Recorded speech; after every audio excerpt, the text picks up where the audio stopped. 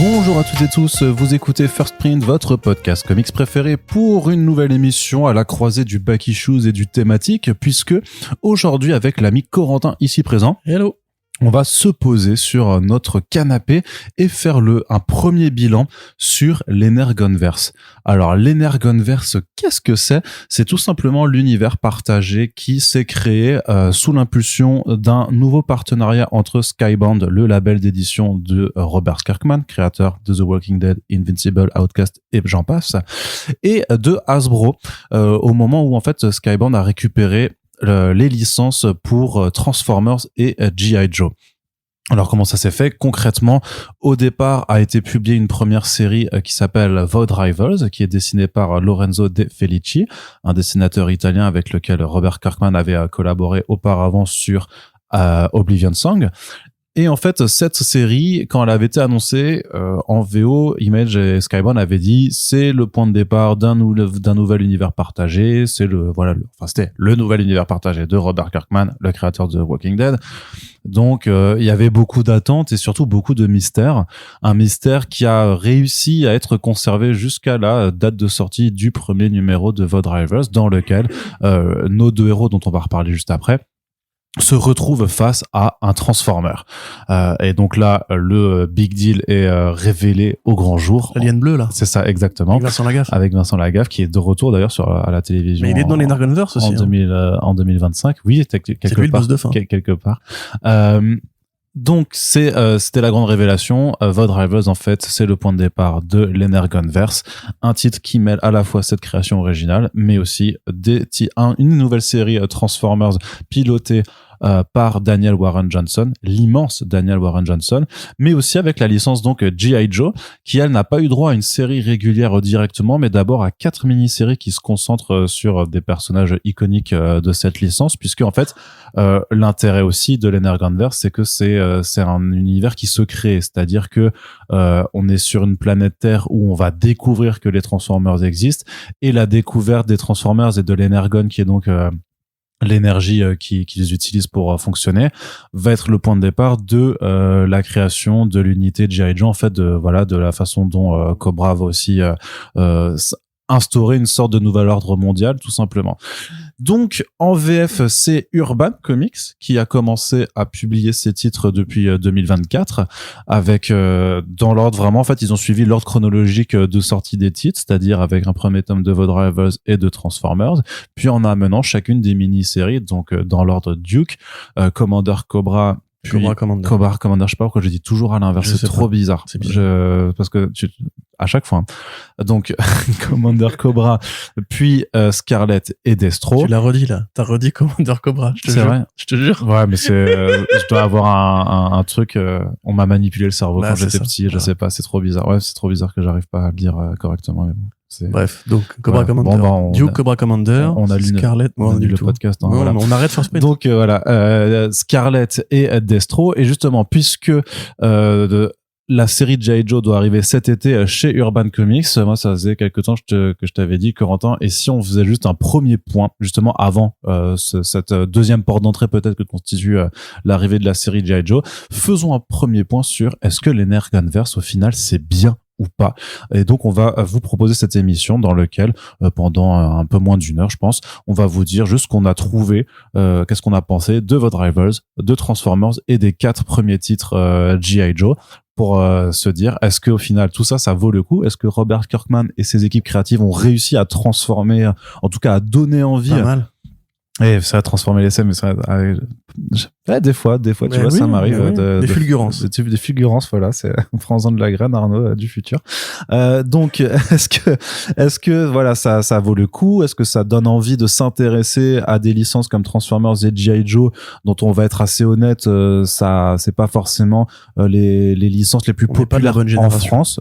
Alors nous, il y a un problème générationnel, je veux dire, enfin un décalage générationnel, mais je veux dire que de façon générale, c'est pas du tout les mêmes phénomènes que ça peut être aux États-Unis par rapport à, parce que c'est des trucs purement américains tout simplement, et que nous on a nos propres, s'il y avait des comics Minicums, peut-être que ça serait difficile de les importer aux États-Unis, alors que ça cartonnerait. C'est sûr que oui, là, par contre. Est-ce que les Minicums sont un peu notre G.I. Joe? Je sais pas, tu vois. Tu vas trop loin. Je vais beaucoup trop loin. Mais donc voilà, est-ce que ça donne envie Inspector Gadget, c'est un peu notre G.I. Joe. C'est vrai, ouais. D'ailleurs, faites-moi un reboot bien sale, bien bresson de l'Inspecteur Gadget, s'il vous plaît. Écoutez-moi. Il devient accro à ces gadgets, ils s'en rajoutent de plus en plus, ils contrôlent plus tout ça. Dans les Lascar, t'as une version ultra hardcore de l'Inspecteur Gadget. Ouais. Pas les Lascar. Si, les Cassos, ouais. Voilà, adaptez-moi ça en BD, s'il vous plaît, à la Frank Miller.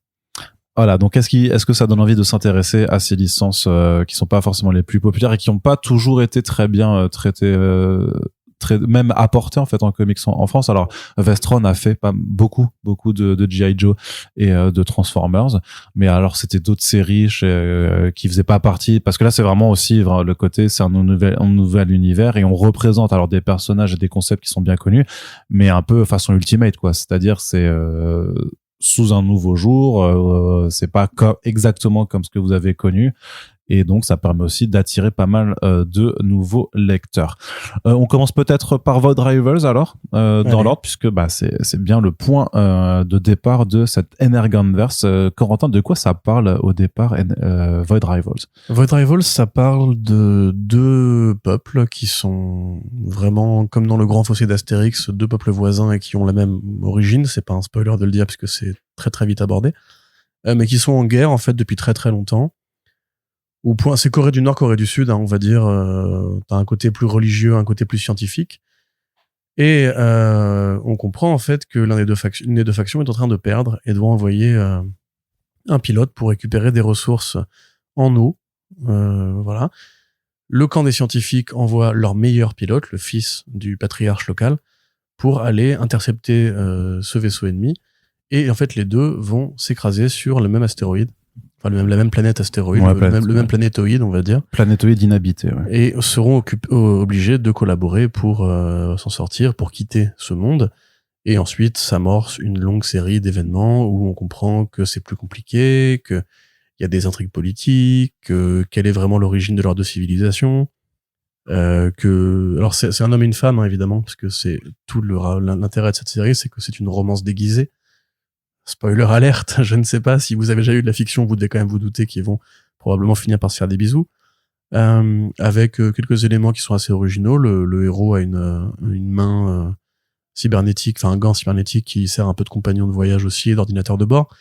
Il y a des trucs par rapport à l'obscurantisme sur l'un des deux camps, l'autre qui est plus dans le côté un peu États-Unis, avec l'état profond, on va dire, ou le complexe militaire ou industriel. Enfin, ça évoque pas mal de choses. C'est très succinct, on va dire, comme structure de world building. C'est-à-dire que il y a des scénaristes comme parce que en fait moi ça m'évoque un peu quelque part accidentellement le travail de Brian K. Vaughan sur Saga, puisque on parle aussi dans Saga d'amour entre les peuples, d'amour interdit et de chasse à l'homme, hein, parce que la série aussi est une longue série de poursuites avec une civilisation qui refuse justement l'union de ces deux personnes. Là, c'est un peu ça, mais fait vraiment de manière très, très, très légère. Au niveau design, c'est aussi assez très, très léger. Hein, je veux dire, c'est vraiment peuple vert, peuple jaune. Hein, peuple bleu, peuple jaune. Ça va pas aller beaucoup plus loin que ça au niveau graphique. En revanche, en allant à l'essentiel, en fait, ça permet d'avoir un truc qui est assez fluide, qui confirme bien en fait les forces de Kirkman, en fait, on pensait, nous, que Kirkman, c'était le scénariste de la violence, que c'était le scénariste du rapport père-fils, que c'était le scénariste de tout ça. Et c'est vrai que depuis un moment maintenant, c'est plus Firepower, c'est plus Oblivion Song, c'est plus des récits, en fait, un peu moins mémorables, mais qui, en fait, sont toujours au moins efficaces. C'est-à-dire qu'il y a toujours au moins cette recherche de l'efficacité et de la découverte d'un environnement inédit. Il cherche, justement, à construire de nouveaux mondes, il cherche à bâtir de nouvelles mythologies. Là, il s'est volontairement, je pense, mis un espace très clos pour justement éviter que ça parte dans trop de directions comme justement Oblivion Song qui allait plus loin plus vite. Là vraiment c'est c'est vraiment un truc que vous avez déjà vu dans des jeux vidéo, dans des non mais il y a même un film, alors je l'aurais plus là, mais je sais qu'il y a un film qui était cité aussi en référence à ce côté de personnes de factions ennemies qui se retrouvent sur un endroit désert et sont obligés de cohabiter ensemble. Et je l'aurais pas, mais je l'ai vu passer dans des discussions et ma mémoire étant ce qu'elle est, je vais pas la retrouver, mais voilà, c'était que le pitch de départ faisait aussi penser à priori à un truc assez connu, quoi. Bah, moi, j'aurais du mal à vous citer un exemple précis, mais c'est vrai que c'est un truc qu'on a déjà vu dans John Carter of Mars, j'allais dire Adam Strange. Oui, Adam Strange, oui. Non, pas Adam Strange. Attends. Chez DC, l'explorateur spatial qui se retrouve sur la planète lointaine, là. Bah si, c'est ça. Oui, c'est ça, ouais, très bien, voilà. Même, c'est des trucs qu'on a pu retrouver chez Mark Millar. Enfin, c'est vraiment, en fait, du blockbuster basique, en fait. C'est pas un reproche, hein. Au contraire, justement, je pense que c'est plus facile pour lui de saisir l'émotionnel, en fait, parce que c'est une série qui va, voilà, se développer, en fait, cette espèce de petite amourette qui prend du temps, hein, évidemment. L'idée qu'ils viennent tous les deux de civilisations qui vivent dans le secret, en fait, puisque, évidemment, il y a un secret sur les origines, il y a un secret sur la base de ce conflit, qui fait très Hollywood des années 2000, on va dire. Très un peu young adult aussi, quelque part, justement, ce côté nous sommes les enfants de deux pères un peu dictateurs, qui veulent notre bien, mais qui en même temps pensent que c'est avec le contrôle et le mensonge qu'on administre une société.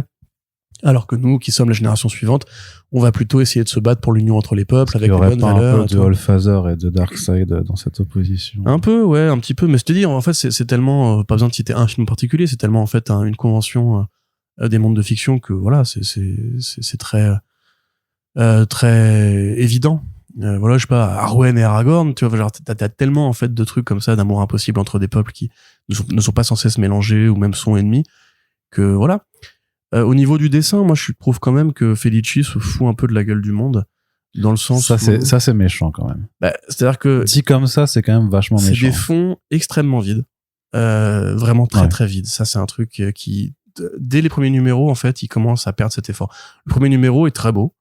Y a pas de souci. Quand ça bouge, ça, c'est l'avantage de ce dessinateur, c'est que c'est un mec qui va aller à l'efficacité. C'est-à-dire que quand ça bouge, c'est très vif, c'est très animé. Quand ils enlèvent leur casque, la scène est très belle. Et ensuite, après, dans les numéros suivants, tu vas quand même avoir des moments où, surtout les designs de visage, sont de moins en moins détaillés, de moins en moins fouillés. Les civilisations elles-mêmes, bah, t'as pas 40 idées de design. Les vaisseaux sont relativement inintéressants. Kirkman qui arrive pas à s'empêcher quand même d'essayer de mettre des side quests. C'est-à-dire que t'as en fait une espèce d'amour sport qui va attraper les deux voyageurs dans l'espace. Mais ça, c'est un personnage qui fait partie du lore Transformers et tout ça, donc. Ah bah, très bien. J'apprends des choses. C'est pour et ça. Hein. Lui, pour le coup, il y a un côté un peu One Piece. Vous savez, dans One Piece, vous avez dans les introductions de numéros, vous voyez en fait d'anciens adversaires de Luffy qui vivent leur petite vie. Et ça fait des espèces de micro-séries dans la série. Là, c'est pareil. Ce personnage-là, en fait, on va le voir à plein de moments. Genre, aucun rapport avec la choucroute, hein. Juste, on va le voir, il va essayer de vendre des esclaves ou il va essayer d'aller monnayer ses services. Ouais, c'est un peu le mercenaire de l'espace qui galère, en fait, ouais, qui essaie d'avoir, qui a une famille à nourrir, voilà, et qui a une vie un petit peu triste. Mais alors, ouais, par contre, pour le coup, c'est vraiment une espèce alien qui fait partie intégrante du lore de Transformers, parce que ce qui est important de noter aussi, on l'a dit un petit peu avant, mais c'est que même si c'est une création originale en tant que telle, ça se passe donc dans un univers où Cybertron existe, où il y a des Transformers donc qui ont vécu leur propre guerre. On va y revenir après dans la série Daniel Warren Johnson, mais il y a eu une guerre donc entre les Autobots et les Decepticons, mais elle a eu lieu il y a Cons, pardon. Parce que c'est petits cons, ça. Ouais, mais moi je suis français, je le dis à la France. C'est des petits cons. Oui. Ça a lieu il y a un certain nombre d'années, la guerre est éteinte en fait, et il y a des Transformers qui sont un peu bazardés aux quatre coins de l'univers. En gros, on sait pas tous où est-ce qu'ils sont et quels sont c'est un peu comme les Jedi entre l'épisode 3 et l'épisode 4, quoi. Ouais, c'est ça. Et donc à intervalles réguliers, on va avoir des références, on va avoir donc dans le premier numéro, on a un Transformers qui apparaît. Jetfire, je crois. Ouais, et qui va aller sur Terre, et ça va en fait mener aux événements de la série Transformers. C'est l'amorce de la série de Bryan Johnson, ouais. De Daniel Warren Johnson. Tu vas avoir donc le Skuxoid qui apparaît, donc qui est, voilà, pour les fans de Transformers, c'est un énorme easter egg en fait, tu vois, et ça montre bien qu'il y a aussi d'autres espèces spatiales de cet univers qui existent, oui, donc ça permet de faire vivre le tout. Et c'est vrai que franchement, le Skuxoid a pas trop d'intérêt pour l'instant en tout cas, mais ça te permet de te rappeler que tu es vraiment dans cet univers partagé. Même en plus, il finit par avoir un intérêt, parce que moi je suis à jour sur la série en VO, et pareillement, oui, ça revient après. Le 3e tome, alors je sais pas si c'est les tomes de 5 ou 6 numéros, mais le 3e tome va introduire un élément que pareil vous avez vu dans Cobra Commander, justement, sans spoiler quoi que ce soit, Et tout ça, en fait, tout le monde de Void Rivals, les deux factions, sont extrêmement liés à l'origine de Cybertron. Pareil, on va pas spoiler. Sans spoiler, non, sans spoiler. Mais il y a déjà des choses, des indices dans le tome 2 aussi, quoi. Mais le problème, c'est que, si tu veux, c'est bien fait, hein. Attention, je suis pas en train de dire que c'est une mauvaise série ou quoi. Et effectivement, c'était une approche intéressante de la part de Kirkman de surprendre le lectorat, en fait, en partant de ce crossover d'un point de vue totalement extérieur à la Terre, en posant une histoire qui elle-même se tient. Genre, t'as pas besoin de lire Transformers ou G.I. Joe. Enfin, t'en auras besoin plus tard. Il y aura sûrement un moment un gros crossover. T'as pas besoin effectivement de lire ces séries-là pour l'instant pour apprécier l'histoire, qui grosso modo, bah voilà, t'as l'un des deux héros en fait, c'est justement le bon gars. Tout le monde l'a mis en village, qui lui entend un peu amener la paix entre les deux factions, qui est courageux, qui est très clairement amoureux de la nana. Elle, à l'inverse, a été élevée dans l'obscurantisme comme une tueuse en plus d'une secte d'assassins religieux. Donc il y a un côté un peu justement, elle a du mal à s'émanciper de sa condition et elle recherche la vérité. Ça c'est un peu RPG, tu vois, dans l'idée, elle recherche la vérité en revenant à la déesse créatrice de leur monde. Le problème que moi j'ai avec Void Rivals, en fait, au-delà du dessin que je trouve quand même particulièrement sur le tome 2, de plus en plus...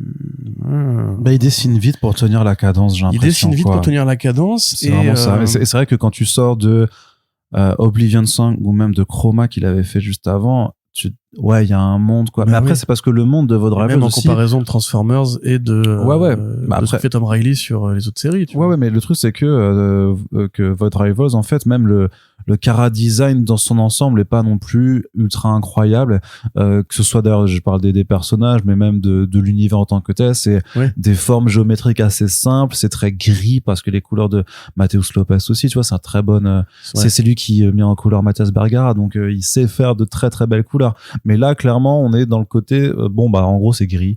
Et tu vas remplir avec des aplats noirs beaucoup de choses parce que de toute façon Lorenzo il a pas le time pour faire des décors et en même temps faire des décors juste de murs de ferraille quel intérêt ça a non aussi. Mais les villes elles-mêmes, et c'est ça qui est intéressant, c'est quand tu as en fait des interjections de Transformers dans ce monde-là, ça amène en fait la variété graphique et le petit effort, parce que évidemment Kirkman a dû dire à Felici tu me les feras pas non plus, faut pas énerver le mec de 40 balais qui achète juste parce qu'il veut voir les Transformers dedans. C'est là que tu vois en fait que oui, c'est un univers qui peut en fait se mélanger, mais je me demande si c'est pas une consigne en fait. Je me demande si c'est vraiment pas fait exprès d'avoir ce monde qui manque d'identité en fait, hein, clairement. Je veux dire, le scénario, comme on l'a dit, il s'est du déjà vu. Les designs des personnages, alors moi j'aime bien, tu vois, le côté la nana qui a son casque avec les espèces d'oreilles de chat et le mec qui a un casque plus mâchoire carrée, tu vois, c'est masculin féminin, voilà, c'est très basique, mais bon, ça fait son petit effet. Les codes graphiques de un peuple est vert, l'autre peuple est jaune, voilà, c'est sympa aussi. Mais je pense que en fait, c'est peut-être une demande de Kirkman précise parce que il faut qu'en fait ce truc-là soit cohérent, digeste et puisse fonctionner avec l'esthétique en fait des G.I. Joe et des Transformers. Et donc il faut pas un truc trop marqué, il faut pas un truc qui soit justement trop indépendant, autonome. Tu vois, voilà, par exemple, tu fais un crossover entre Star Wars et Transformers, ça marche pas graphiquement. Parce que l'univers Star Wars, il a des codes extrêmement expressifs, il y a beaucoup d'identité, il y a beaucoup de personnalité. Tu peux pas, pareil, Star Trek avec Transformers, ça marcherait moins bien parce que tu verrais quand même que c'est deux règles graphiques qui ne marchent pas l'une avec l'autre. Et là, en fait, à tous les niveaux, mais quelque part, c'est aussi pas idiot parce que il faudrait que, voilà, je ne peux pas encore vous le dire, mais c'est pas idiot de considérer qu'en fait, c'est un proto-monde, Void Rivals 5. En fait, c'est presque voulu qu'il n'y ait pas, en fait, de personnalité dans cette histoire parce que justement elle découle elle-même, c'est un produit dérivé en fait vraiment de l'univers des Transformers, et ça du coup si c'est volontaire c'est bien fichu. En revanche je pense quand même que comme tu l'as dit, Felici il est pas fait pour tenir une cadence mensuelle, qu'on n'aurait pas été contre, comme pour Transformers, des changements d'artistes entre les arcs. C'est vrai qu'il y avait des pauses quand même sur Oblivion 5 entre les arcs, quoi. Il y avait pauses, mais le truc c'est que le côté un peu facile des designs, pour moi, ça peut être une décision volontaire. En revanche, les facilités dans le dessin, ça l'est forcément moins, tu vois. Et à tel point d'ailleurs que là où moi j'en suis, on est vraiment avec des pages où t'as l'héroïne qui se balade dans des couloirs obscurs, où il y a rien, hein, c'est vrai, c'est du noir, et c'est tout. Mais ceci étant, voilà, si vous voulez prendre comme un blockbuster, limite, si vous ne vous intéressez pas aux comics Transformers, aux comics G.I. Joe, c'est votre droit, hein, évidemment, et vous voulez juste le lire parce que vous aimez Kirkman, etc., bah, c'est pas une mauvaise lecture. Non. Tu vois, je veux dire, C'est puis, rythmé, c'est bondissant. Sélection au FIBD, mine de rien. Oui, alors ça, par contre, faut pas non plus déconner. C'est juste que pour moi, en fait, c'est plat. C'est-à-dire que vraiment, t'as pas besoin d'avoir créé cette série. Tu vois ce que je veux dire? Enfin, c'est pas un truc que, même dans le paysage de la science-fiction d'aujourd'hui, t'as pas besoin, en fait, de Void Rival sur les kiosques. C'est pas exceptionnel. Et paradoxalement, alors que c'est la seule créa originale du groupe, bah pour moi, c'est celle qui a le moins de souffle, rien que pour elle. Parce que, évidemment que c'est différent. Genre, c'est pas que c'est plus facile, mais si par exemple, Arnaud, toi qui as un esprit un peu, qui aime bien les trucs violents, qui aime bien les trucs un peu sexe et tout, si je te file une licence, je sais pas, Franklin la Tortue, avec ton cerveau, tu vas pouvoir faire un truc très nouveau. Tu vas pouvoir te dire, ouais, Franklin la Tortue, elle va décapiter des mecs. Mais je risque de mettre beaucoup de gens à dos aussi. Mais peut-être, mais quelque part, en fait, ce que tu auras fait, ce sera révolutionnaire. Alors que si je te dis, crée une histoire de rien du tout, tu vois, sans base narrative quelconque, peut-être que ce que tu vas faire aura peut-être moins d'intérêt parce que tu n'auras pas les ingrédients de base de Franklin la Tortue ou autres dessins animés sur lesquels t'appuyer. Là, en fait, Quelle curieuse démonstration. Hein, mais non, mais c'est le problème, justement. C'est un truc, c'est comme quand on découvrait Afterlife with Archie. C'est un très bon comics de zombies. Mais ce qui le rend fascinant et captivant, c'est qu'il se base sur des personnages qui ne sont pas faits pour ça, et que justement le scénariste peut emprunter à tout un référent qui a été construit pendant des décennies pour alimenter son histoire.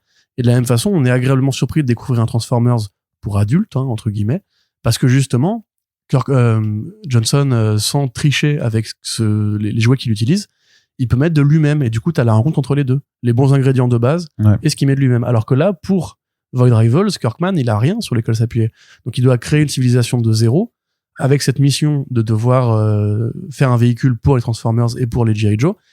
Et du coup, bah, en fait, il a privilégié, je pense, la partie faire le véhicule plutôt que créer une histoire que tu pourras lire dans 10 ans en mode genre, putain, il était fort Kirkman quand même. Ouais, sachant que l'écueil de ton propos, c'est que on ne sait pas jusqu'où ira Void Rivals en termes de propositions narratives et aussi d'intégration avec le reste de l'univers, et qu'il y aura peut-être un moment, un autre déclic où là on va se dire ah merde, en fait c'était ça le but, et ça va devenir génial potentiellement, tu vois. Mais moi je parle en connaissance de cause. Et toi tu parles, ouais. Et honnêtement, si vous avez déjà fait le moindre RPG de la génération Super NES ou quoi, c'est très prévisible. Enfin, et ça ne changera rien d'ailleurs au côté graphique. Je veux dire, dans tous les cas. Oui, dans tous les cas, de Felici, oui. Les personnages eux-mêmes sont très automatiques. Enfin, je veux dire, tu vois, c'est pas Mark Grayson qui découvre que son père est un assassin, tu vois. On n'a pas ce même niveau, même, putain, je veux dire, le gamin qui bute Shane à la fin de Walking Dead 1. On n'est plus à ce niveau de Kirkman, en fait.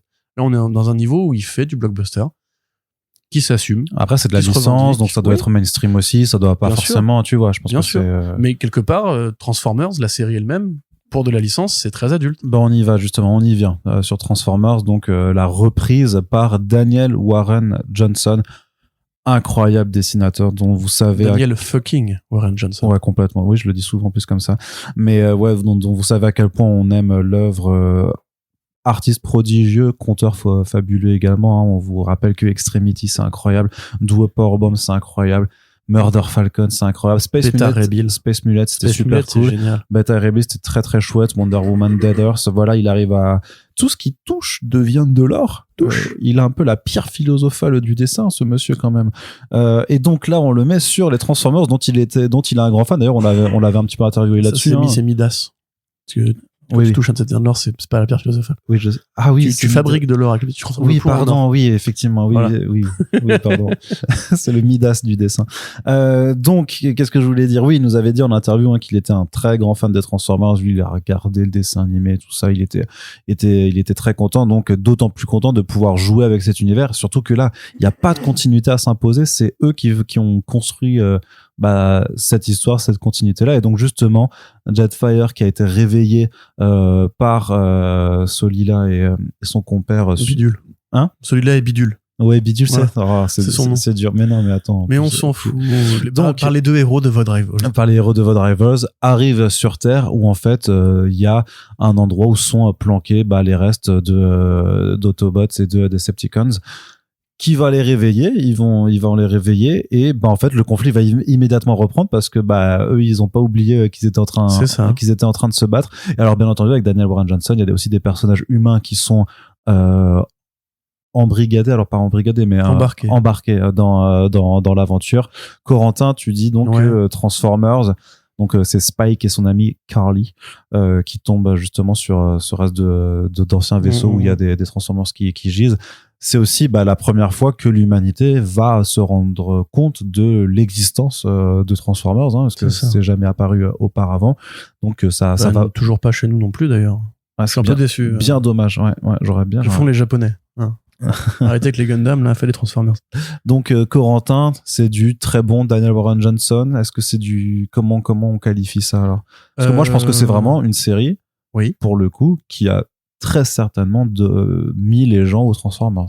Qui ne s'y intéressaient pas avant, et alors qu'il y avait, on l'a dit avant, c'est pas Urban qui a développé les Transformers en France en comics, Vestron a fait le taf avant. Il y a même G.I. Joe versus Transformers, ça existait déjà avant. Voilà, il y a tout à fait. Il y a Kurokawa aussi qui a, avec son label Kuropop, qui avait fait le Gloire à Megatron. Donc voilà, il y a un historique de publication de ces deux licences en comics avant. Mais effectivement, parce qu'il y a Transformers One qui était sorti aussi en animé, qui a pu qui était très chouette, faire du bien à la licence qui avait été un peu massacrée par ce qu'on faisait apparemment jusqu'ici.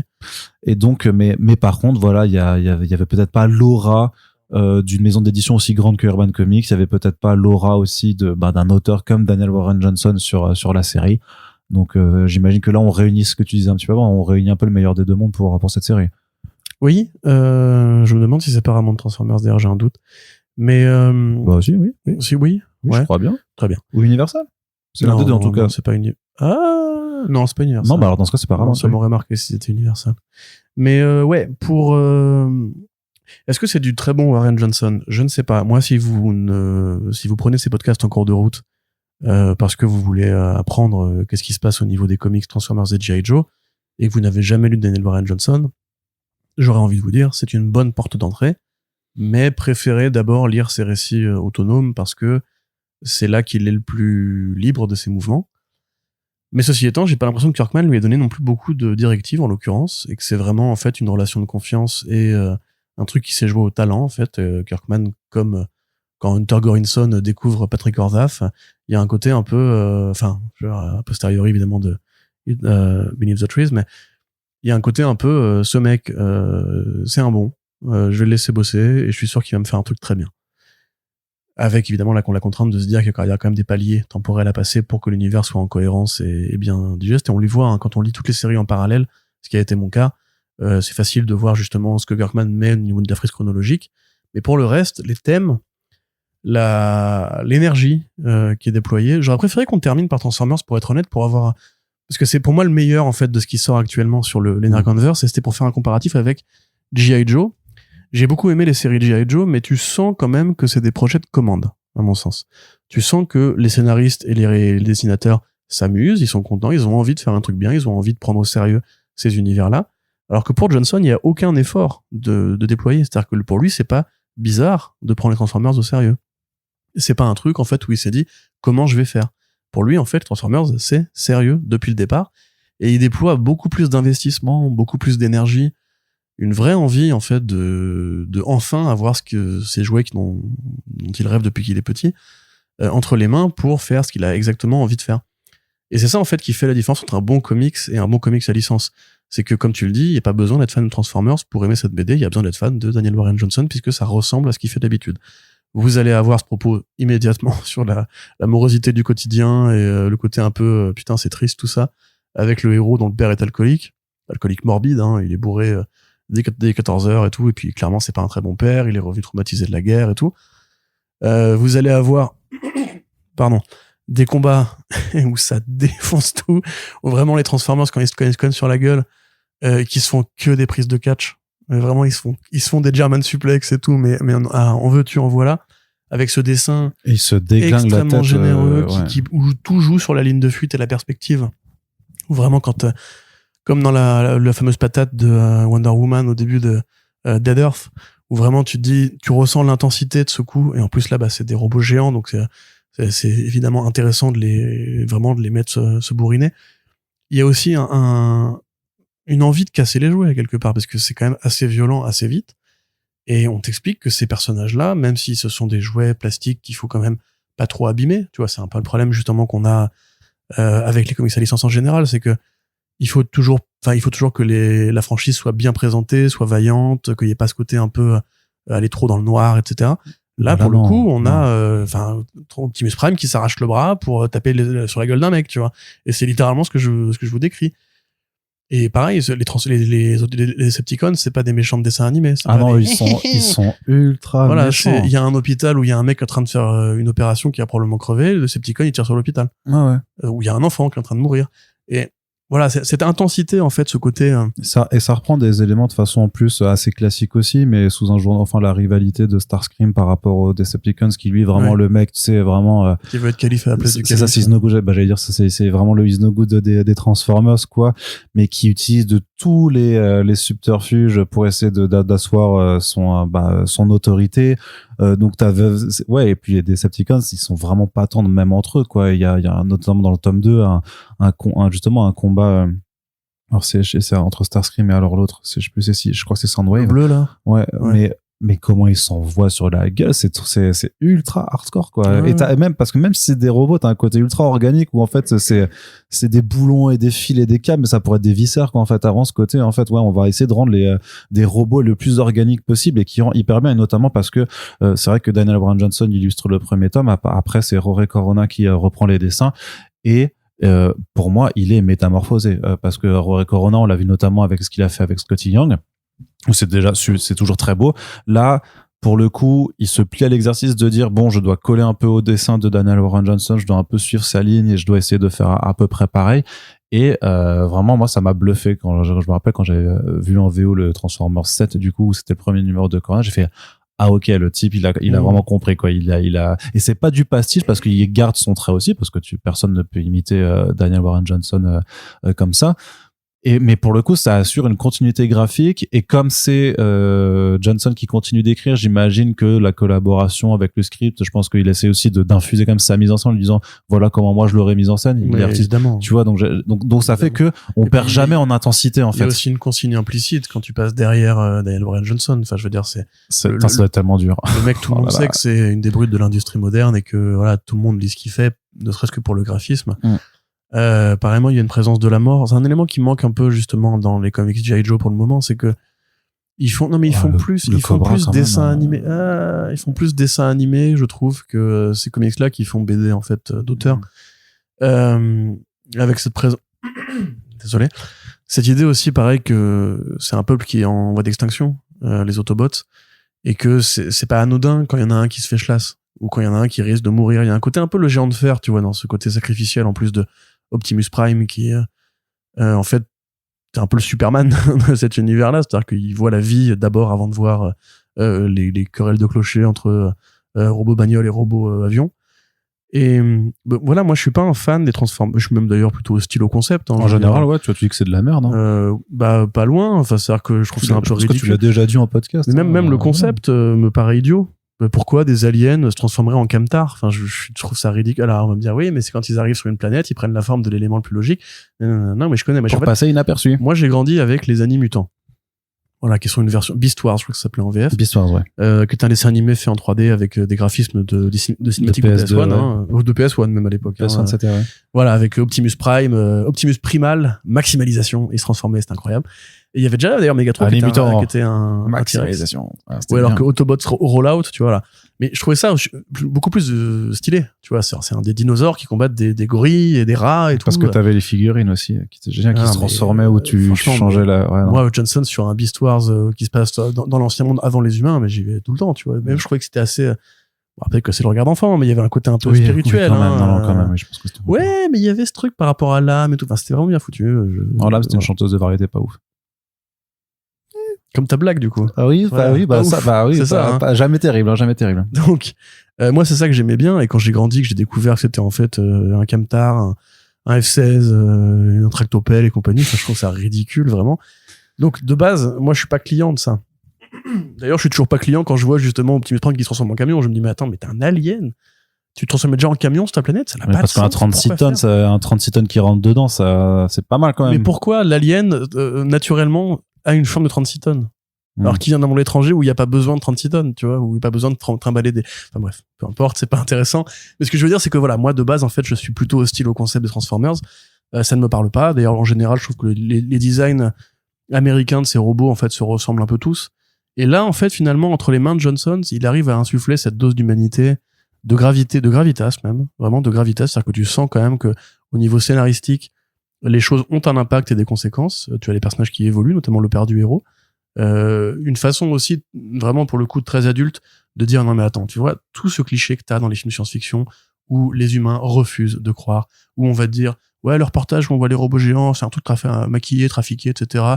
Est-ce que vraiment il y a des robots géants? Bah non, c'est un truc de complotiste. Non, Tony dit oui, non. Mais voilà. Les humains, ils ont vu les robots géants, ils croient aux robots géants, il n'y a pas d'hallucination collective, il n'y a pas de fuite de gaz et compagnie. Maintenant, il faut s'adapter, il faut passer à la suite. Même un truc un peu, je sais pas, un peu écolo, avec le réacteur qui est branché au barrage, et qui sert à alimenter l'hôpital. Et justement, à ce moment-là, tac, les Decepticons qui attaquent. Il y a un côté genre vraiment tout est précieux, tout est rude, tout est vraiment en mode là, c'est la dernière chance. Si on foire ce combat-là, c'est terminé, etc. Qui moi me plaît bien parce que je trouve que justement c'est comme ça qu'il faut faire pour rendre ces personnages crédibles. Parce qu'en vrai, sinon voilà, depuis que je suis petit, Optimus et Megatron ils se cognent sur la gueule. Bon bah voilà, on a compris quoi. C'est un peu le but. Ouais, mais là c'est d'autant plus fort que, en tout cas sur les 2 premiers tomes, et même à l'heure où on enregistre ce podcast, ils viennent seulement de teaser vraiment l'arrivée de Megatron dans la série. Megatron qui a pas eu en plus un passé très heureux sur Terre. Donc à partir du 4e tome, ce sera je pense en VO en VF quoi, enfin dans le 4e TPB quoi. Mais voilà, c'est une série qui se tient pour l'instant sans qu'il y ait la figure méchante principale, et je trouve que c'est super fort. Mais après c'est parce qu'il y a aussi parce que tout ce combat en fait, pourquoi ça arrive, c'est-à-dire c'est autour de l'Energon aussi quoi, ce qui est la ressource ultime d'énergie qui intéresse à la fois les Transformers parce qu'ils en ont besoin eux littéralement pour vivre et pour réactiver en fait tout le monde, et qui devient aussi une source de convoitise insensée de la part de l'humanité parce que c'est la forme d'énergie qui nous rendra indépendants du pétrole, de l'électricité, du nucléaire et tout ça quoi. Bien sûr. Bon ça c'est non mais c'est pour dire que c'est le lien. C'est les idées de Kirkman plus que celles de Johnson, tu vois. Non mais pour dire aussi que ça s'intègre bien parce que c'est vraiment c'est pour ça que ça s'appelle l'Energonverse, parce que c'est vraiment enfin ça s'intègre bien, oui, parce que Johnson passe pas 4 heures dessus. Mais en vrai, l'idée. Non, mais parce que tu le retrouves, parce que tu dis, ok, je comprends, parce que tu le retrouves. Sûr, mais ce que je veux dire, c'est qu'après, ils font des pistolets laser avec, tu vois. Enfin, donc, c'est très bien. Nous affranchir du nucléaire, etc. C'est pas du tout le sujet que Kirkman met en avant pour le moment. Donc, c'est vraiment, genre, au niveau sociétal, l'Energon, pour l'instant, c'est vraiment juste, c'est magique. Et tu te démarres avec ça, non, mais aussi que c'est la source d'énergie, donc, qui permet de développer les armes et donc devenir la superpuissance mondiale. Il y a aussi ce genre de choses-là. Mais laisse-moi rouspéter. Oui, mais voilà, au global, tout ça pour dire qu'effectivement, vous pouvez y aller même sans être fan des Transformers. Si vous avez aimé Duo Powerbomb sans être fan de catch, c'est la même chose. C'est en fait simplement l'énergie d'un dessinateur qui a des gros bras pour dessiner et aime bien les trucs très intenses, très noirs, très moroses toujours. Les Transformers qui sont vraiment au port de la déprime, ou même qui sont les traumatisés de guerre. Mais en plus, c'est intéressant. Ils ont des putains de stress post-traumatique. Et même, là, ils sont à moitié décharnés pour certains et tout. Mais t'en as dans le tome 2 qui arrive pas à repartir au combat parce que justement je crois qu'il voit Soundwave arriver en face et il fait en fait non, c'est mort, j'y vais pas quoi. Puis des jeux d'échelle qui sont bien fichus, il y a de la torture, il y a des poursuites sont très belles. Enfin c'est de la bonne BD, et encore une fois ça ramène de l'organique et du sens dans un truc qui au départ est quand même fait pour vendre des jouets. C'est pas un critique de dire ça, j'imagine, j'espère. Parce qu'il y en a plein, il y en a plein d'autres. Et qui enfin permet un peu comme tu vois ça marche pas trop et là je vais vraiment me faire engueuler. C'est tout le bien qu'a fait Tom Valls au Tortue Ninja en fait pour moi, où justement après comme t'es pas expert et moi non plus de tous les comics Transformers, je pense qu'il y en a eu d'autres qui ont peut-être apporté une maturité et une grandeur à cette licence. C'est pour ça que la comparaison est mais celle-là elle est bien du coup pour les gens comme nous mainstream qui ne sont pas fans au départ. C'est ce que je voulais dire, c'est qu'en fait quand tu prends un mec qui connaît les Tortues Ninja parce qu'il a croisé le dessin animé quand il était petit, il pense que c'est débile. Alors qu'en fait, c'est là que la comparaison pourrait m'amener à me faire engueuler, c'est qu'en fait, depuis le début, non, les Tortues Ninja, c'est un truc qui est sérieux pour Eastman et Laird. D'ailleurs, premier numéro, elle tue le Shredder, il y a pas de, c'est pas aussi gaguesque que le dessin animé. En revanche, si tu as grandi avec le dessin animé, que tu découvres la série de Tom Valls et de Kevin Eastman, et de Sophie Campbell, dans le présent, tu te dis, ah putain, c'est bien fichu, j'y crois, les personnages sont travaillés, il y a des enjeux et tout. Bah là, c'est un peu la même chose. C'est-à-dire que si t'as grandi, soit avec les films de Michael Bay qui, avouons-le, étaient quand même pas très bien écrits, c'est même d'ailleurs un petit euphémisme, ou alors avec le dessin animé des années 80, là t'as une version qui correspond à ton âge, qui correspond à tes goûts, qui correspond à ton envie un peu de nouveauté autour d'un truc que tu connais déjà, que t'as déjà beaucoup abordé, et souvent vu traité sous l'angle de la gaminerie. Parce que certes, il y a eu 2 Transformers avant, mais comme tu l'as dit, ils étaient moins bien distribués, ils avaient pas des gros noms associés, et ils avaient pas cette perspective un peu globale d'univers qui va dans une bonne direction. Voilà. Et je pense à Magnus et Ada, on enregistre ce podcast aussi. Ne nous tapez pas dessus parce que on ne connaît pas les petits joyaux qui existent déjà dans la continuité des comics déjà publiés. Mais voilà, c'est un ressenti en tant que non fan justement qui et je pense qu'il y a plein de gens qui nous écoutent et plein de gens qui nous écoutent pas aussi mais qui se sont peut-être lancés dans les Transformers grâce à Dan Warren Johnson. Donc au final c'est tout ce qu'on peut souhaiter de bien aussi pour une licence quoi. Quand il y aura un crossover, on fera un thématique sur le sujet avec Kamui Robotics et vous verrez que ces gens qui sont fans des Transformers depuis le début, eux ils pourront beaucoup mieux en parler que nous. Et que oui, ils sortiront une très longue liste de comics géniaux à lire avant cela, et on sera là en mode genre, ah ouais, vraiment, ça a l'air bien et tout.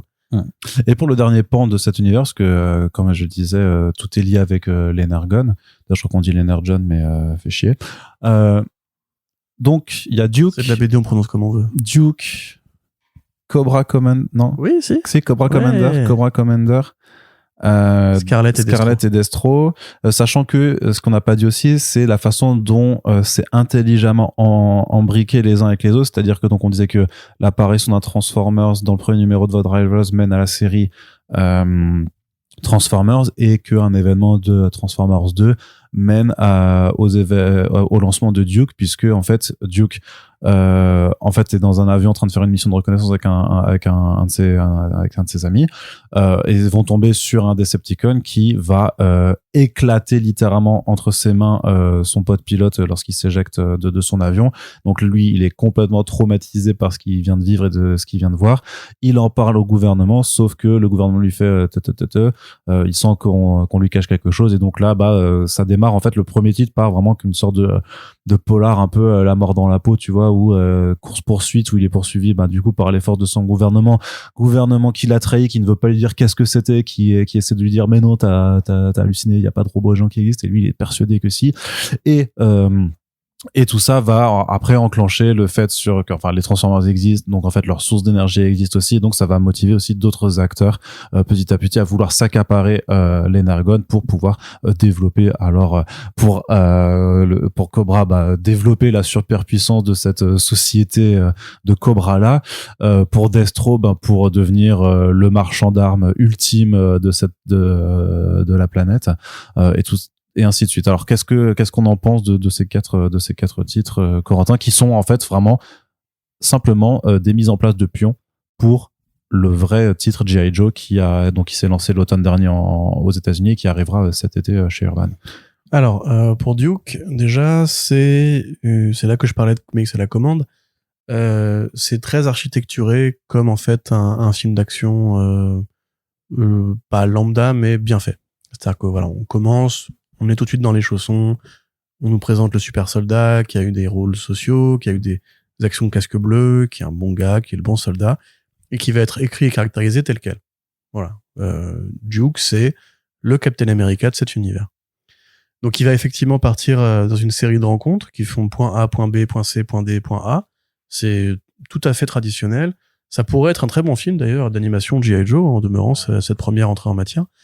C'est très bien dessiné. Tom Reilly qui fait un très très bon travail, qui est un peu une sorte de chaînon manquant entre Goran Parlov et Leonardo Romero, on va dire, avec justement ce côté très ancrage à la Parlov et ces designs de visage qui, avec trois coups de crayon, te font des gueules très réalistes, et ces structures justement beaucoup plus rondouillardes et cette épaisseur de la couleur à la Romero. Donc c'est assez rétro comme dessin, c'est super agréable. Franchement, j'aime beaucoup ce que fait moi Tom Reilly, et aussi d'ailleurs sur la série principale sur laquelle je suis à jour. Donc ouais, ça fait le taf. C'est plus dessin animé quand même. On est vraiment dans un truc où justement la mort a moins d'impact. Le héros esquive les bastos. On te met les soldats robots directement. Enfin, il est quand même profondément touché par la mort de son collègue. Enfin, ça, c'est un motif. Tu vois, il fait pas une crise d'angoisse au milieu d'une scène. Tu vois, enfin, il se met pas à chialer. Enfin, tu vois, il y a pas ces moments de grande humanité profonde que Warren Johnson te met. C'est plus, encore une fois, c'est un mot que j'ai déjà utilisé assez souvent dans ces podcasts, la recherche de l'efficacité.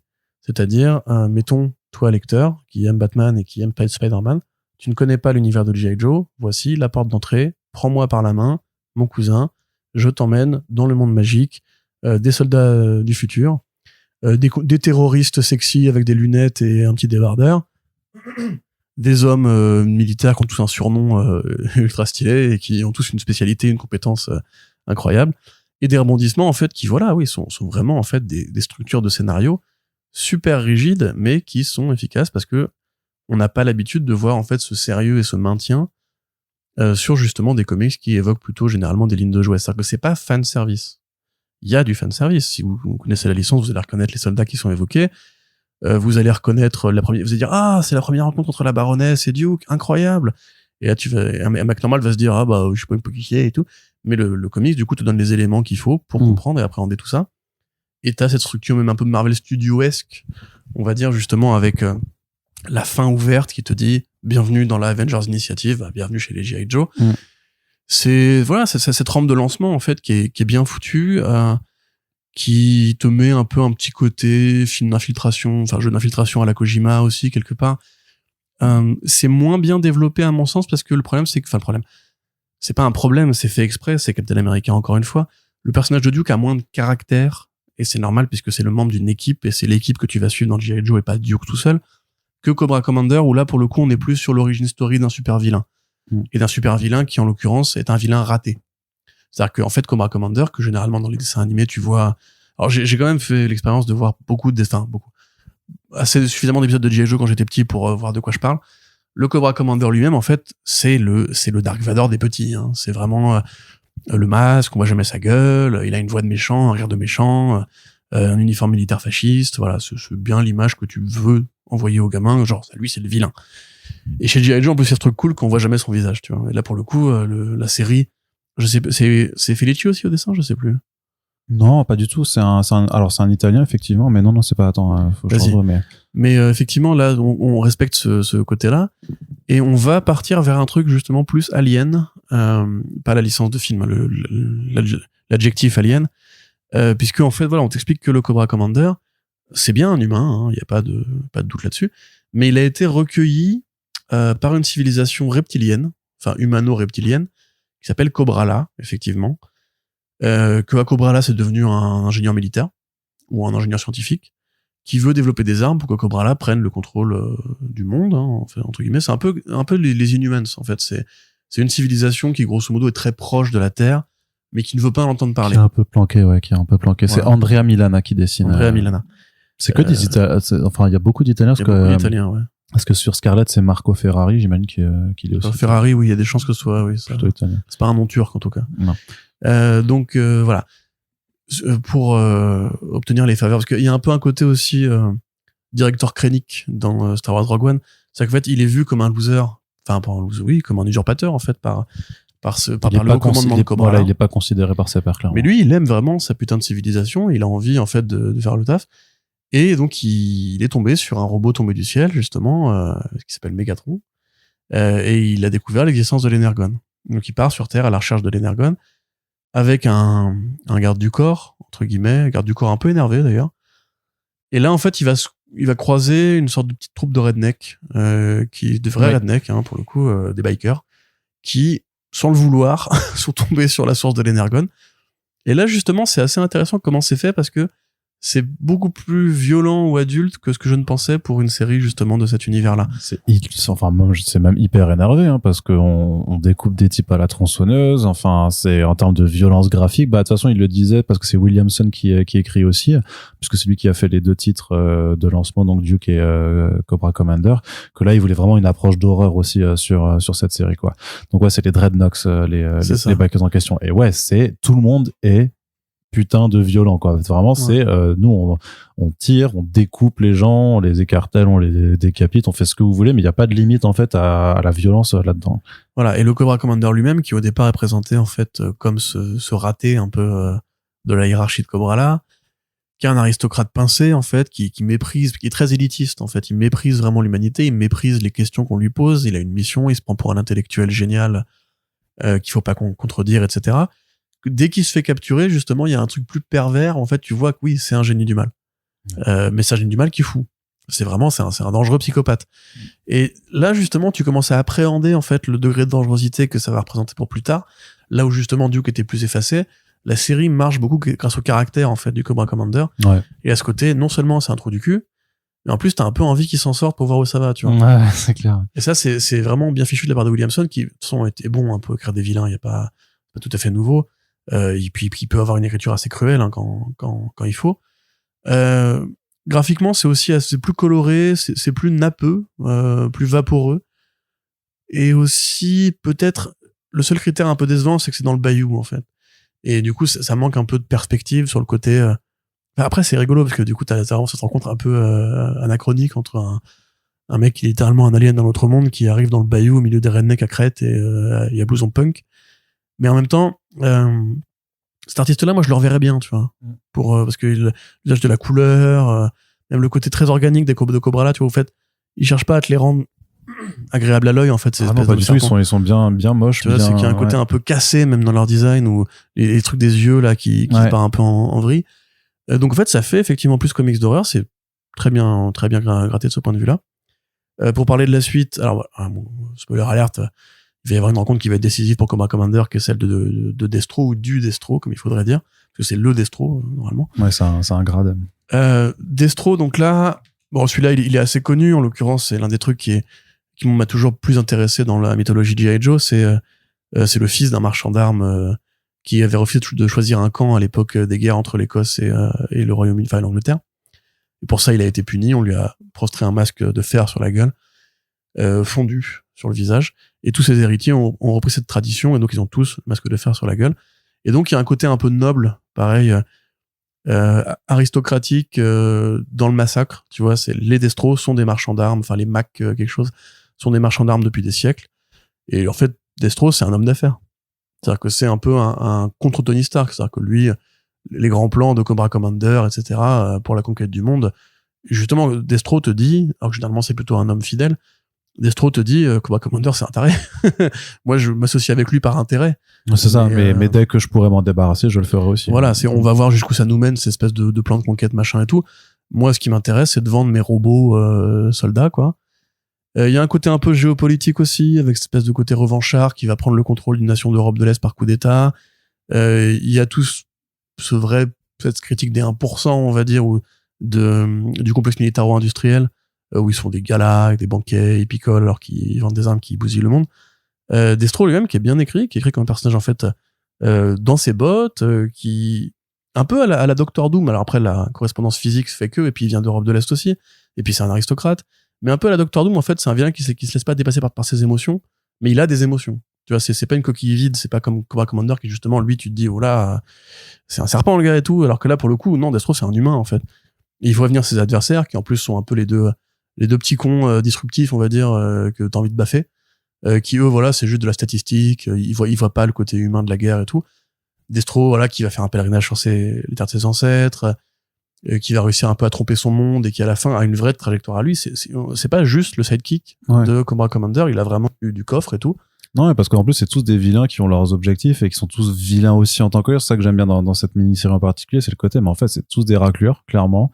Et tu sais plus, en fait tu dis ok, mais en fait ça doit se terminer mal pour tous. Ouais. Et c'est pas forcément le cas, mais ça redistribue encore les pions parce qu'en fait tu pars dans une situation où tu dis pas à la fin de Cobra Commander, tu te dis pas juste bon bah ok, les deux vilains sont associés contre le camp des gentils. Non, parce qu'en fait ils sont tellement vilains entre eux aussi que tu sens que même dans la série principale après, bah tu pourras avoir des basculements en fonction des actions et des traîtrises des uns et des autres. Petit reproche quand même, je t'en ai parlé en micro, il y a une espèce d'intriguette amoureuse dans ce tome. Alors vous savez que Corentin était un soldat de l'amour. Corentin aime la romance en comics, mais n'importe quelle forme de romance d'ailleurs. Mais là, en l'occurrence, il y a un twist qui ne se justifie pas parce qu'il y a un personnage de sniper à un moment donné qui retourne sa veste et tout. Ça, c'est gratos. C'est vraiment juste pour finir sur une scène de papouille, ce qui ne me dérange pas. Encore, enfin, je veux dire, pareil, le personnage féminin en question est intéressant, bien écrit et tout. Mais il y a une sorte de retournement de veste qui me paraît complètement antithétique. Et ça, voilà, je pense que Dan Watters a manqué un peu de place pour développer tout ce qu'il voulait développer. Parce que c'est que 4 numéros, je crois. Mais en 4 numéros, ça va vite, t'as de la baston. 4 ou 5. Tu vois, même c'est con, tu vois les qualités de Destro qui, à un moment donné, voilà, il y a un missile qui tombe sur une nana et il la sauve et tout, tu vois. C'est bête, hein, parce que c'est basique, mais ça fait mieux le boulot que certains comics de super-héros 5 actuellement en cours de publication. Et rien que pour ça, déjà, voilà, on sent aussi que Kirkman a eu l'intelligence de bien s'entourer. Avec des mecs qui ont compris effectivement l'intérêt de ce qu'ils avaient raconté. Pour moi, ça reste toujours pas au niveau de Transformers, parce que c'est pas d'un seul tenant, c'est une constellation de mini-séries, donc forcément c'est difficile d'avoir une même unité dans la qualité. Ce qui m'amène à parler de Scarlet, justement. Alors, Scarlet, étonnamment, c'est un bon comics de Kelly Thompson. Et je reviens à ce que je disais par rapport à Franklin la Tortue. C'est que Thompson, en fait, justement, peut-être comprenant qu'elle a pas autant les coudées franches qu'elle peut les avoir chez Marvel ou chez DC, parce qu'elle est considérée comme une star sur place, là, elle va à l'essentiel.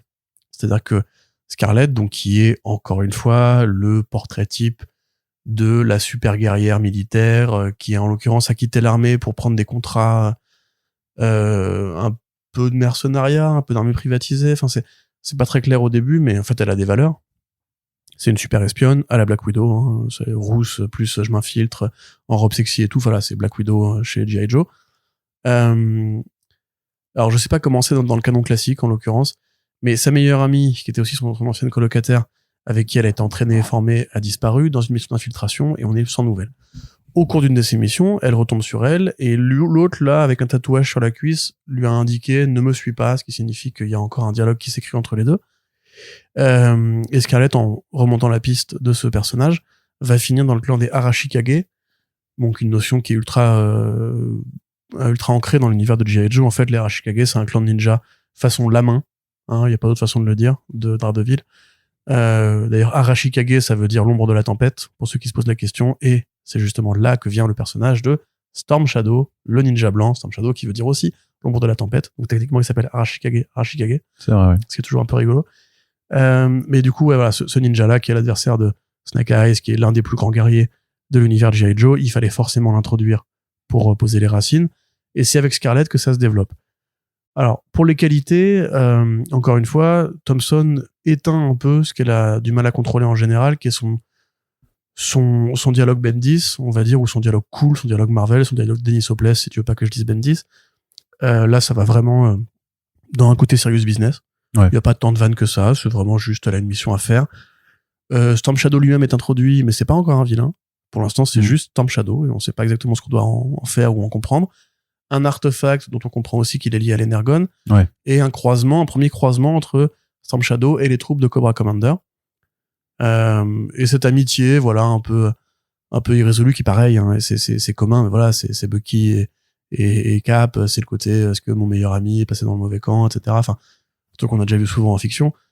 Les scènes qui, paradoxalement, me posent problème, c'est les scènes de flashback, où là, t'as viens, on se fait un marathon de Netflix et avec de la glace et tout.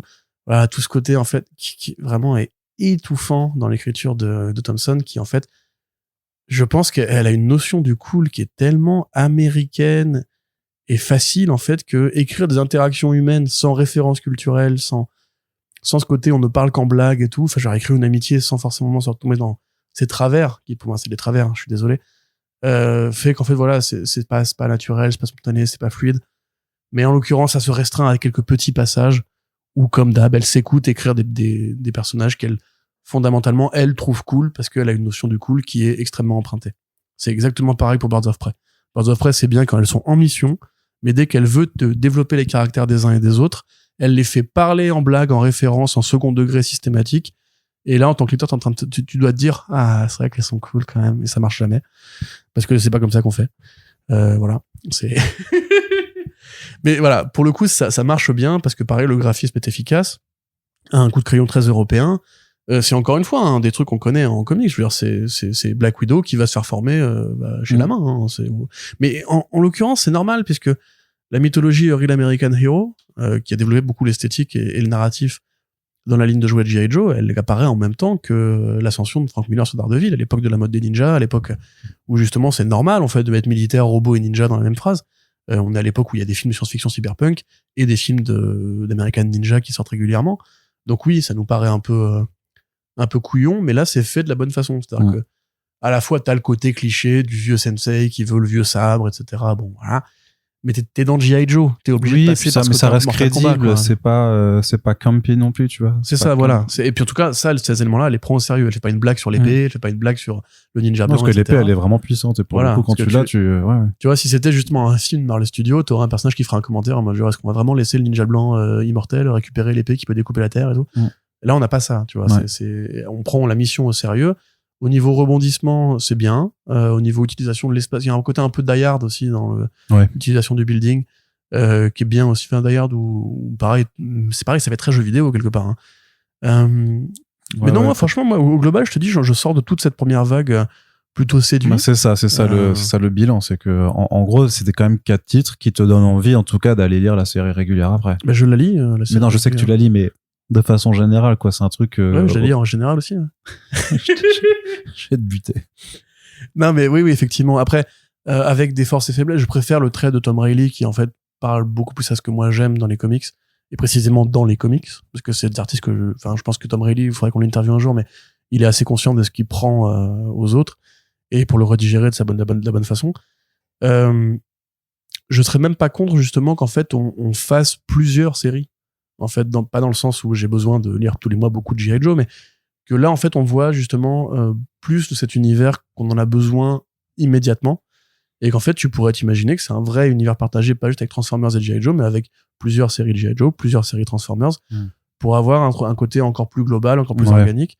Je sais pas si ce serait financièrement un très bon calcul non plus. Parce que là, moi, au point où j'en suis, pour vous dire, on n'a pas encore revu Scarlett dans la série G.I. Joe, tu vois. Okay. Et je pensais à ça parce que il y a plein de pistes qui sont lancées, et c'est ça qui est cool, c'est qu'en fait, elles ont pas l'air de se connecter.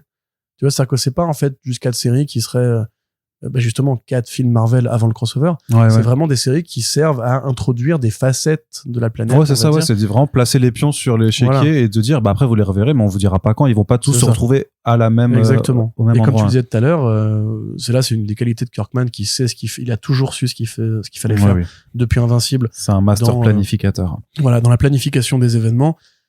Si vous lisez votre Rivals et qu'après vous allez attaquer Transformers, vous allez dire, ah, mais du coup, lui, ça commence comme ça, ok, je comprends. Puis après, vous allez lire G.I. Joe Thomas, et vous dire, ah, mais ça, c'est en Transformers, c'est pareil et tout, c'est la même scène et tout. Et de ce point de vue-là, effectivement, les passes, renvois, enfin, les passes de foot, j'allais dire, sont effectivement très bien foutus. Au point qu'ils ne peuvent pas spécialement d'ordre de lecture, tu peux prendre quand tu veux, parce que tu peux raccrocher les wagons de l'un à l'autre quand tu veux. Et la série de G.I. Joe elle-même, qui est de très bonne facture. On en reparlera. Pour l'instant, il se passe pas énormément de choses, mais c'est très cool. Et ils ont créé des personnages pour l'occasion. Ça, c'est un truc que je voulais noter aussi. Il y a un mec qui ressemble un peu, si vous connaissez l'UFC, à Tony Ferguson, qui fait du MMA d'ailleurs dans la série. C'est un combattant de MMA qui est dans les Joe. Et je crois qu'ils l'ont vraiment créé pour ça. Et donc aussi, Kirkman et Hasbro autorisent justement qu'on en fait pas que dans le fanservice. Tu vois, on peut buter déjà, ça, ce qui est quand même assez rare dans les comics à licence. On peut buter les trucs que les fans connaissent et aiment bien. Et en même temps, on peut créer de nouvelles choses. Donc, c'est pas juste un véhicule pour vendre des jouets. On veut vraiment raconter une histoire, aller quelque part. Et pour ça, il faudra, à un moment donné, comme les comics Tortue Ninja de Vals et Campbell, il faudra introduire de la nouveauté. Avec ou sans les jouets qui vont avec. Tu vois, et ça, c'est plutôt agréable. Ouais, très bien. Et voilà, on a fini ce premier bilan pour l'Energonverse, qui est assez satisfaisant pour le moment, en tout cas, même sur les titres. Alors, chacun des titres qui a ses qualités et ses limites, mais en tout cas, qui donne envie de poursuivre l'aventure. Donc, on rappelle que... Et les éditions Urban sont très jolies aussi, avec ce petit code couleur. Oui, le code couleur, le petit vernis sélectif. Arnaud qui les a toutes, c'est vrai que sur un rayonnage, c'est mignon, quoi. Ouais, avec le vernis sélectif aussi sur les couvertures. Non, ils ont plutôt bien fait le boulot, je trouve, avec l'identité effectivement qu'ils donnent pour chaque personnage. C'est plutôt assez bien, quoi. Et puis pour le coup, c'est des couleurs très vives à chaque fois, donc on est vraiment loin des couvertures à dos noir, des dos noirs fascistes de l'époque. Donc il y a 2 tomes de Void Rivals, 2 tomes de Transformers, et donc les 4 premières mini-séries à G.I. Joe qui sont publiées à l'heure où on enregistre ce podcast, et ça va se poursuivre. Il y aura les tomes 3 de Void Rivals et Transformers qui arriveront prochainement. Il y aura le début de G.I. Joe cet été aussi, et donc on s'en reparlera dans des back issues pour faire un petit peu le point sur comment ça se poursuit. Mais on espère en tout cas que ça vous a intéressé, à défaut de vous convaincre. Et si c'est le cas, n'hésitez pas à nous faire vos retours en commentaire, et vous pouvez également partager le podcast pour le faire découvrir au plus grand nombre. Merci à toutes et tous de nous avoir écoutés, et on se dit à très bientôt pour le prochain podcast. Salut!